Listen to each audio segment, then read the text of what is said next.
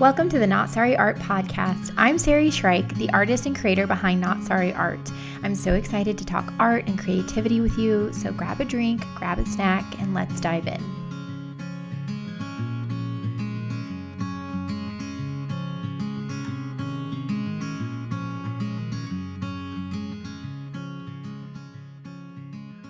Hello, welcome back to the Not Sari Art Podcast. I'm Sari. Thanks for being here.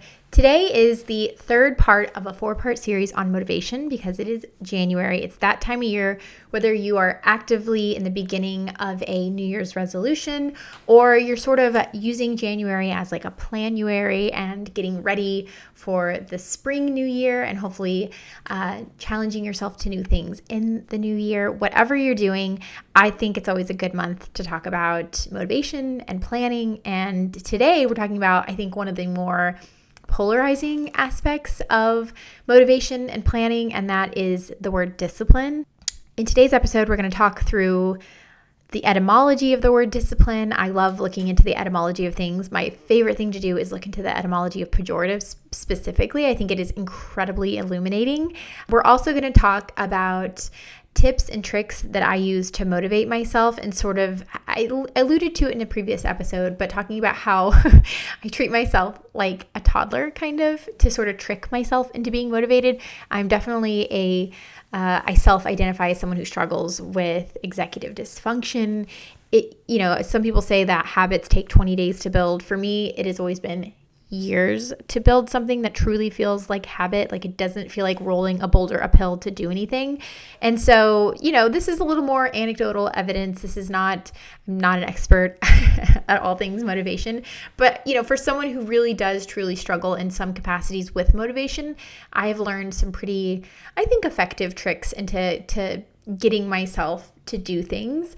And so I wanted to sort of walk you through those, and hopefully you learned something from this episode. So if that sounds good, stay tuned and let's dive in. So I don't know about you guys, but sometimes even though discipline has been like a key net positive in my life, I still hear the phrase discipline or the word discipline and have what I consider to be a bit of a Pavlovian response to it. I wince a little. I grew up with parents who were very strict, very authoritarian, definitely believed in corporal punishment. And so, discipline for me growing up felt very punitive. And I think a lot of this in some ways is enforced by our culture at large. At least, I'm from the United States. And, the colonial aspect of the United States was founded with largely Puritan cultural beliefs. It shaped a lot of our country's sort of creed and how we sort of self-identify. And I believe something I see a lot in our culture is sort of this pervasive idea that hard work and discipline and sort of self-sacrifice and denying yourself of pleasure and joy is in and of itself its own virtue. And I always, I don't know, I feel like self-discipline and hard work, without like a goal, to me just kind of feels, I don't know. I'm not totally bought in on it, but regardless, it leaves me with this feeling about discipline as this really harsh, punitive, sometimes nonsensical sort of effort for the sake of effort. And I feel like our most current iteration of that is like this obsession with like self-help books and like Atomic Habits. And I'm not saying those books are bad. I have certainly read my fair share. One that I really like that I read in the last year is Dopamine Nation. Yeah. It's a book called Dopamine Nation. So, I too find myself intrigued with why are some people seemingly with little effort can motivate themselves and why some people struggle. I'm certainly not about to claim that I know the answers at all. Again, this episode is really largely based around sort of my anecdotal experiences. But like I alluded to in the last couple of episodes, I really think that discipline, when not only used for like a greater good, a greater purpose with like a clear, direct goal, right? Not discipline and hard work and sacrifice for the sake of discipline, hard work and sacrifice, but discipline to help you achieve goals, to help you, become more actualized, to help your community, whatever it is. Plus discipline that's really motivated by self-love as opposed to shame. I think there's an enormous power in that, and I look at my life, certainly the things that have precipitated the most change, at least things that I can control. Obviously, a lot of things have affected the outcome of my life. Things that largely are out of my control, dumb luck, privilege, a massive combination of both, truly. But when it comes to the things that I can control, yes, hard work and discipline have been absolutely key. And I actually think it's that sort of, it is what we can control that gives us such a warped view of discipline. It's no question that we are a country that is grounded in individualism and the idea that wherever you end up in society, it is entirely by means of your hard work, your intelligence, your ingenuity or whatever. And so because of that, one of the few things that we can control is our hard work. And so much of what we do gets attributed to hard work. And I think that's unfair, and it's definitely worth its own investigation and its own podcast episode. But I wanted to sort of untie discipline from that mess and ask myself, what really is discipline? So, of course, it started with a deep dive into the etymology. And, the word discipline refers to instruction or training. Discipline, we think of the disciples in the Bible, they were students of Jesus. Even the word pupil and discipline have the same etymological roots, to be a student, to be a pupil. So discipline really kind of gains its meaning, its initial meaning through teaching and education. And when I think of a student or a pupil or, as a parent, a lot of what I'm doing is teaching my children, teaching them about the whole world and, how to be focused and how to be motivated, again, to the best of my ability. But, it reminds me of something that's really shaped how I teach. And that is, there's this book I really love called Pedagogy of the Oppressed by Paulo Freire. I apologize if I did not pronounce that last name perfectly, but it's a really good book. And it basically, to summarize it really briefly, it takes teaching kind of off of its hierarchy that it kind of feels like it is, at least in Western culture, where a teacher is at top of the hierarchy and student is underneath. And I think Paulo Freire also talks about this idea called banking, where it's this idea that students are these empty vessels and that teachers come in and they, dispense their knowledge and wisdom sort of in this top-down kind of approach. And that's how we learn. And he instead sort of puts the focus on the fact that teaching and education and being a student is more circular, and that students have stuff they can teach the teacher and the teachers learn from the students. And, that we go from being teacher to student sort of more fluidly than our more rigid hierarchical culture alludes to. And I certainly have found this true in my education. Now, granted, I teach adults, and so I know that there's a privilege there. And, there's a lot of conversation around the role of discipline in school nowadays. If I can do a brief side tangent, because this is not my area of expertise, and I do want to, give as much love, respect, and credit towards teachers as is humanly possible. But, I think a lot of kind of the crisis we're having with students and behavior in class is actually has to do with kind of how the word and the idea around discipline is changing. We have a school structure that was largely informed and created and still in some ways kind of revolves around the idea that corporal punishment is part of it, right? This more punitive punishment to deter kids from doing bad things. And as, corporal punishment has been phased out, you're sort of left with this sort of do as I say, respect the class rules or else model. But the or else has been weakened and weakened because culturally we're shifting away from things like corporal punishment or these more punitive punishment measures.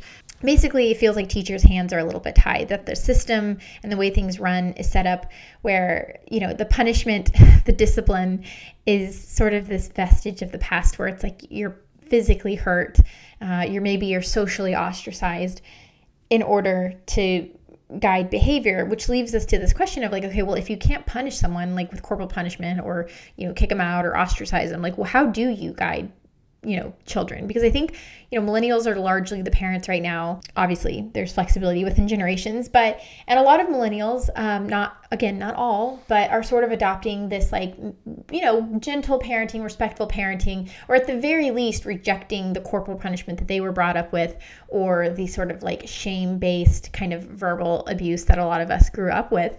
And what ends up happening is we sort of remove that. Okay, so we're not going to do that. And we don't always know if we're not being punitive, what does discipline look like? And, the way I've interpreted it is that discipline without that sort of more harsh negative punishment is nurturing. It's respect, and it's leveraging your future against your current actions. There's this quote that I really like. I think it's been largely attributed to Abraham Lincoln, but there's no smoking gun of this quote. We're not entirely sure, but basically it says, discipline is choosing between what you want now and what you want most.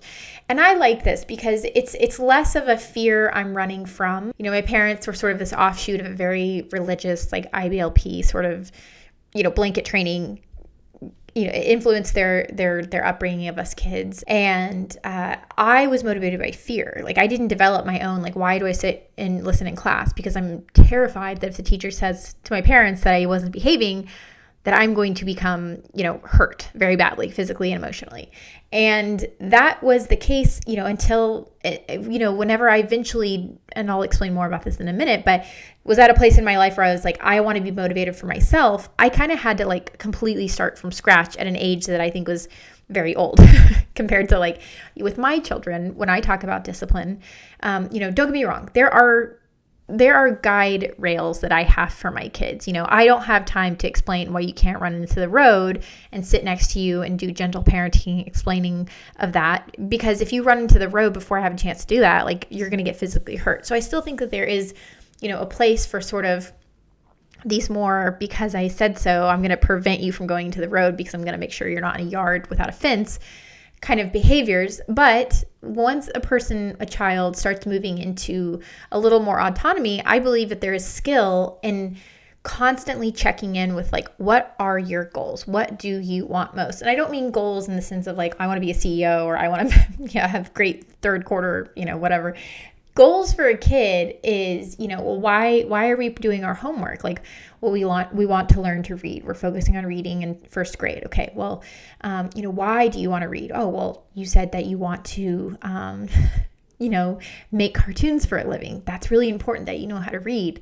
And it's a little bit more, I think, indulging in what do you want and let that sort of shape your immediate choices. Now, obviously, as a parent, a kid doesn't always have the will, the structure, the prefrontal cortex, whatever, to completely execute that on your own. But I find that my job as a parent is frequently sort of reminding my kid of their goals and what they're wanting and why we would push through vegging out and watching TV when you get home from school and be like, listen, I get why you're tired. I get why you want to have a break. Maybe putting a timer on for 20 minutes and then we shift over to homework. And as much autonomy as you can instill in that decision making, and as much reminding that discipline is less do it or else, do it or you'll be punished, you'll be grounded, you'll be, hit, whatever. And the focus becoming this hard work, the, sacrificing what you want to do now for the sake of the future, is planting the seeds. It's nurture, it's self-nurture. And, it's a lot of, you have to do a lot of reminding and coaxing and limitations as a parent. But as your kid gets older, eventually you do, just like any other skill, strengthen that ability to negotiate with yourself. And this brings me to kind of my own anecdotal experiences, which will be kind of the rest of this episode. We're about at the halfway point. And my anecdotal experiences very much stem from me having to coax myself. So a little bit, I won't dive into it too much, but there was definitely, I grew up with two siblings, an older brother, a younger sister, and there was definitely a narrative around me as the middle kid being sort of impulsive and lazy. My parents at one point even did the marshmallow test on us kids. I don't know if you remember that. I think it was kind of a trend again recently. But they did their own kind of at-home test based off of this real test where they took kids, maybe adults too, but they took people and they had them sit in front of one marshmallow, and they said, if you can not eat this marshmallow, if you can delay gratification in 1.5 minutes or 2 minutes or whatever, I will give you 2 marshmallows. And the people who could delay gratification, I think they did a follow-up study and they had better outcomes. They worked harder.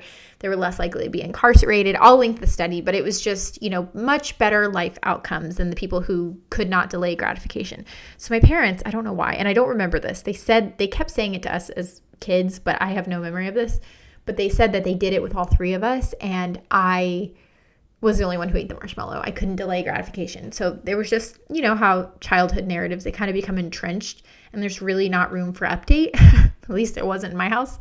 And so, this leads to, I remember, even I was, I think, in between middle school and high school, so I would have been like 13, 14. I wanted to join the cross country team, and my dad was, I think, trying to just discourage me. He was like, no, like, we don't have a car. You have to find your own ride. And I was like, okay, fine, I'll find my own ride. And he was like, well, we don't really have the money. You'd have to find your own way to pay for it. And I was like, don't worry, we free and reduced lunch. We get that fee waived. And then finally he kind of brought up, because I remember, I still picture it, like he was standing over the sink eating a sandwich. And, he turned to me and he was like, you never stick with anything. You flop from one thing to the next and you never stick with anything for a week. And I think for me, it was like the resolution to be like, I'm going to stick with things. In addition to the like awareness that I tended to not stick with anything, that created this really kind of what I feel like was dramatic interplay of like, willpower and discipline within myself. Plus the fact that like the only reason I had behaved and done well up until this point, until again about 13, 14 years old, was everything I had done motivation wise up until this point was pretty much just to avoid getting corporal punishment from my parents. Like I was a good student in school, all motivated by fear. I was, obedient at home, all motivated by fear. So I'd never really developed my own, like, why be good? Why be disciplined? Why do this? Why do that? I just was completely fear motivated. And so I think where a lot of other people develop this they develop it before their memory kicks on, or they're like as aware of their internal drama. I was very old in trying to figure out how to motivate myself. And because of this, plus the fact that I do truly struggle with executive dysfunction, and I do kind of float from thing to thing. I still very much do that. I had to learn how to sort of trick myself. And I did this by kind of convincing myself that I have a part of me that is aware of my goals, that's smart, that's, with it, that understands the purpose of like sacrifice and delaying gratification.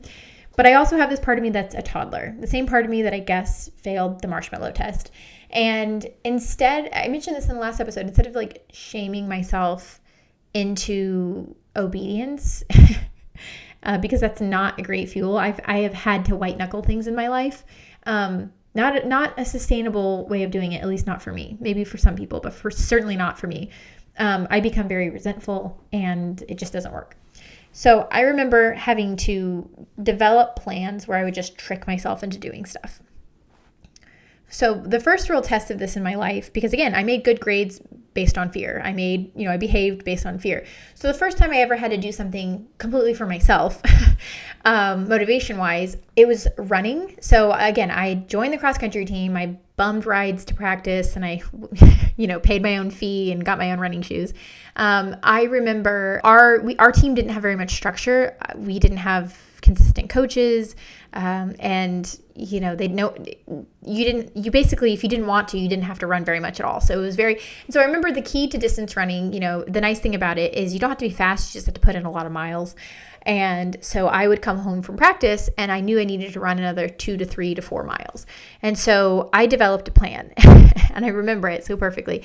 So my plan was, and this only works, or at least for me, but I think that this only works if you truly give yourself an out. That is to say, you have to say, okay, do these 3 tasks. And if by the end you still don't feel like running, you don't have to. And you can't bluff, right? Your inner toddler might be impulsive, but they're smart, just like real toddlers. So my plan was I had a 3-tiered approach. I would do these 3 things. And if by the end of it, I didn't want to run, then I would give myself the day off. And I would just say, you know what? You need the day off. You need the time. Clearly you need to rest. And I wouldn't shame myself and guilt myself. The nice thing about it though, is that these 3 steps, 90% of the time I was out running. So the first thing I would do is put on my running clothes. So sometimes little things like that are a huge barrier to entry. You want to eliminate as much resistance as possible, right? It's just like if you're dragging a toddler out of a house screaming, they don't want to go home. They're going to flail and try to grab a door frame or candy. They're going to grab anything they can to keep themselves from being, taken taken out and taken to the car, taken home, whatever, removed from a situation that isn't working for them. In the same way, our own inner toddler will glom onto anything. It'll grab anything. It'll hold on to anything that can get us distracted and away from doing the thing that we know we need to do, but is difficult. And I will say sometimes that combination of like, I know I need to do it, plus the fact that it's difficult for a lot of us who have executive dysfunction, that is like weirdly a really hard combo. It's like the more we need to do something, weirdly, the more resistance we have, which is why I feel, in my personal opinion, you have to have a very compassionate and almost humorous approach to it. So my first step, get in my running clothes. Most of the time, I don't know numbers, but the vast majority of the time, that was enough, right? I was just kind of, I didn't want to run, but I also didn't want to put on a really tight sports bra and like a running shirt and leggings and my shoes. Once you get that on, you're already there. You already have clothes on, you go run. But, let's say this is one of the times where I put on my clothes and I was like, I still don't feel like it. It is raining outside. I do not want to do this.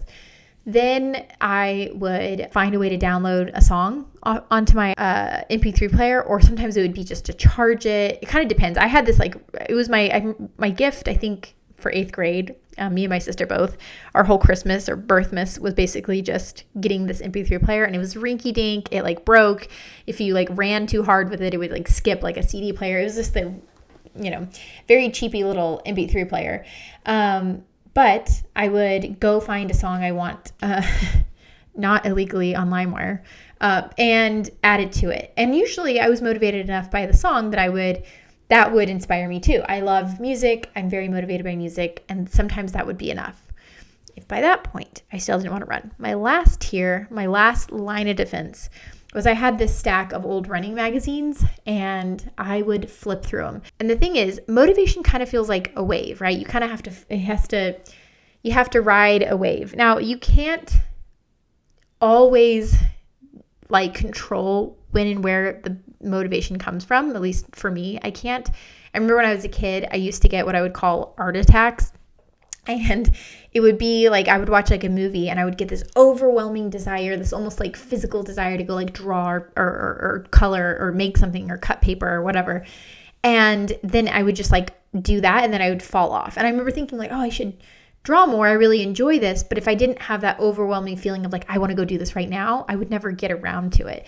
And so, motivation as that wave of sort of inspiration, it's really hard to build something with something that level of randomness and infrequency. And what I discovered, and I still use, is you may not be able to control that wave of motivation, but you can sort of anticipate where to find those waves, right? Just you can't control the ocean, but the spots on the coast that have the best waves. Okay, I don't know. I love a good analogy.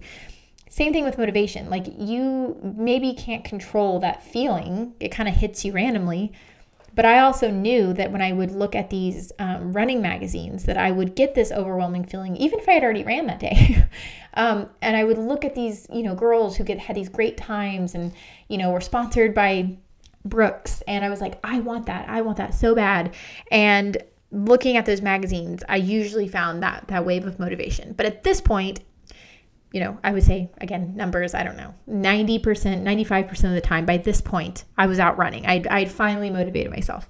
But in the last percentage that I wasn't motivated, maybe it was cold, maybe I was tired, maybe I'd worked a lot that week and my feet were tired, whatever. At that point, I would consider it a valid reason to not do whatever. And I would say, you know what? My body knows. My body's wise. Maybe I'm not supposed to run today. And that would mean that sometimes I'd go a few days without running. Again, most of the time I was inspired by this point. So you may have to find a combination that works for you. But I honored that, and I always let myself out if by that point I didn't want to run. And I will say it was inspiring enough. It motivated me enough. It was effective enough that I went from someone who ran a 27-minute 5K my freshman year, 25 maybe, really, I think it was 27, really not so great 5K to by the time I was in college, I'm in the 1740s. I will say that, motivation never came easy to me. I couldn't just be okay, I'm going to go run. I had to coax it out of myself. But that effort of the nurturing part of myself to find a combination of things that would work for me is helped me to get to some pretty amazing goals. And I'll say, like, how I use this in my art life is very similar. It changes from time to time. I would like to say that now I'm at a point where my painting motivation, because it's my profession, because it's my job, because it's I am the sole income that feeds my family, my art business, that there's other more mature adult things that are motivating me besides just like pure motivation and desire. But at this point, I do feel like I have moved into just habit mode, which some people say a habit takes 21 days.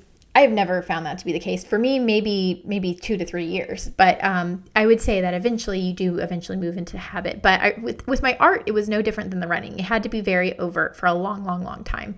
And my strategy, it changed. I needed more editing than the running strategy, but it was always something like this. The first step would be just physically go in my studio, bring a book, I'm really kind of careful about having my phone in my studio, maybe turn off the Wi-Fi and just look at your pictures or answer texts, but be in your studio. The next step might be do grunt work. I call grunt work I don't know if that's a Ozark term or not, but grunt work is just like the sweeping up your studio, painting edges, cleaning something, organizing something, stuff that takes very minimal creative prowess, creative skill. It's just like being a janitor in your studio, being a secretary in your studio. Say, you know what? If you don't want to paint today, that's fine. Let's just knock out some admin stuff. And I will say sometimes that's really helpful because when let's say you're procrastinating on a commission, because again, for some reason, the more important it is, sometimes that actually makes it harder. If somebody who understands the brain better can tell me why, please let me know. And so that pressure and that heel dragging actually kind of has its own energy. And I would just use that energy to do a ton of admin stuff. Eventually you run out of admin stuff. And it brings you to my last thing that I would do. And that would be, it used to be looking through vitamin P magazines, but basically same kind of thing as the running magazines. I would look at people who were doing what I wanted to eventually do. So I would look at interviews with artists, interviews with teachers, whether that's art magazines, whether you have a Pinterest board, whether you have a couple of cutouts or whatever it looks like. Have people who are doing what you want to do somewhere readily available to you.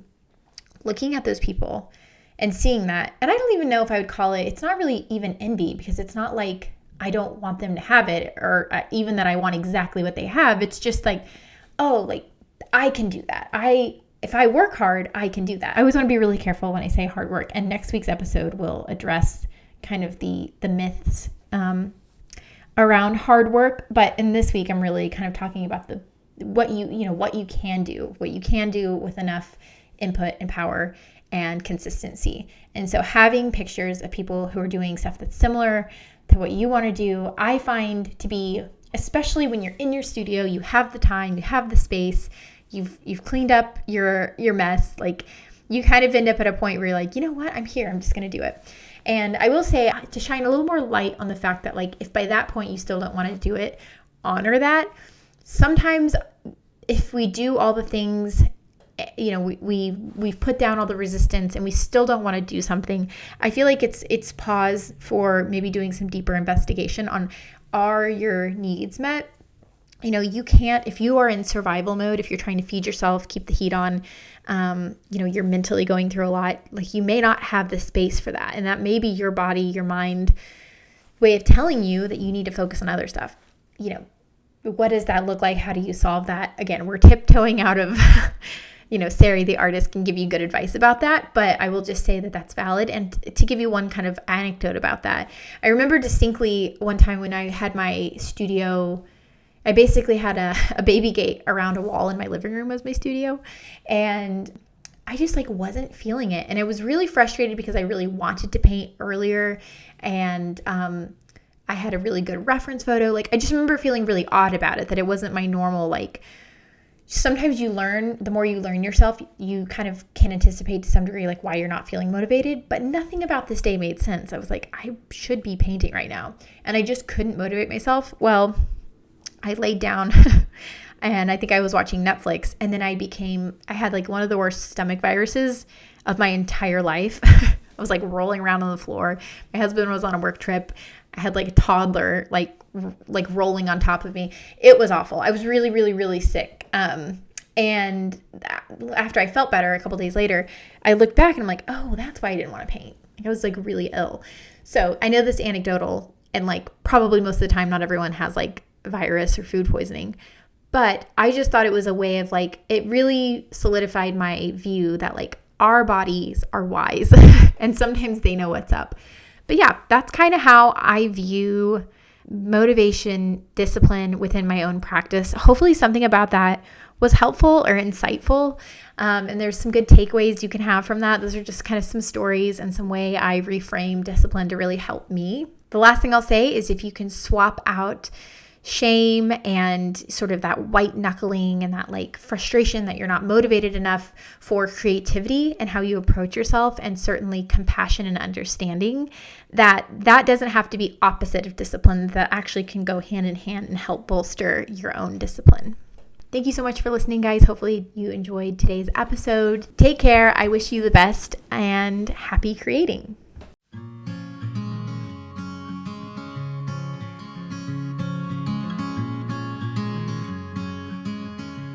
Thank you so much for listening, and thank you for being here. I wanted to also encourage you guys to leave a review. The feedback is incredibly helpful, and if you leave a review, I will read your handle or your name on the following week's episode.